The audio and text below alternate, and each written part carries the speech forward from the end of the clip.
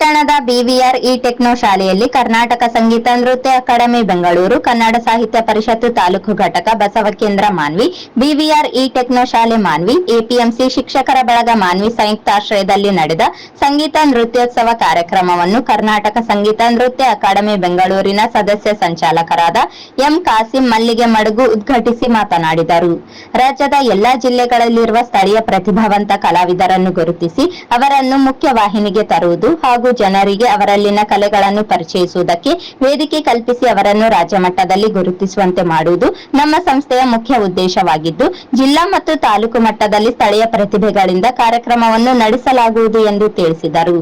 ಸಂಗೀತ ನೃತ್ಯೋತ್ಸವ ಕಾರ್ಯಕ್ರಮದಲ್ಲಿ ಹಿಂದೂಸ್ತಾನಿ ಗಾಯನವನ್ನು ವಿರೂಪಾಕ್ಷಯ್ಯ ವಂದಲಿ, ಕರ್ನಾಟಕ ಶಾಸ್ತ್ರೀಯ ಸಂಗೀತವನ್ನು ವಿದ್ವಾನ್ ನಾರಾಯಣಸ್ವಾಮಿ ತಂಡ ಕೋಲಾರ, ಸುಗಮ ಸಂಗೀತ ದಡೆಸುಗೂರು ಇಬ್ರಾಹಿಂ ಅವರಿಂದ, ಭಕ್ತಿ ಸಂಗೀತ ವೀರೇಶ್ ಬಿ ಹೂಗಾರ ಕಲಬುರ್ಗಿ, ವಚನ ಗಾಯನ ವೀರೇಶ ಸಾಲಿಮಠ ಸಿಂಧನೂರು, ದಾಸವಾಣಿ ಗೋಪಾಲ ಗುಡಿ ಬಂಡೆ ರಾಯಚೂರು, ಭರತನಾಟ್ಯ ಪ್ರದರ್ಶನ ಶ್ರೇಯಸ್ ಜೋಶಿ ರಾಯಚೂರು, ಕುಮಾರವ್ಯಾಸ ವಿರಚಿತ ಕರ್ನಾಟಕ ಭಾರತ ಕಥಾ ಮಂಜರಿ ವ್ಯಾಖ್ಯಾನವನ್ನು ಗಮಕ ಕಲಾವಿದರಾದ ವೆಂಕಟೇಶ್ ನವಲಿ ಹಾಗೂ ವ್ಯಾಖ್ಯಾನವನ್ನು ರಾಯಚೂರಿನ ವೆಂಕಟರಾವ್ ಕುಲಕರ್ಣಿ ನಡೆಸಿಕೊಟ್ಟರು.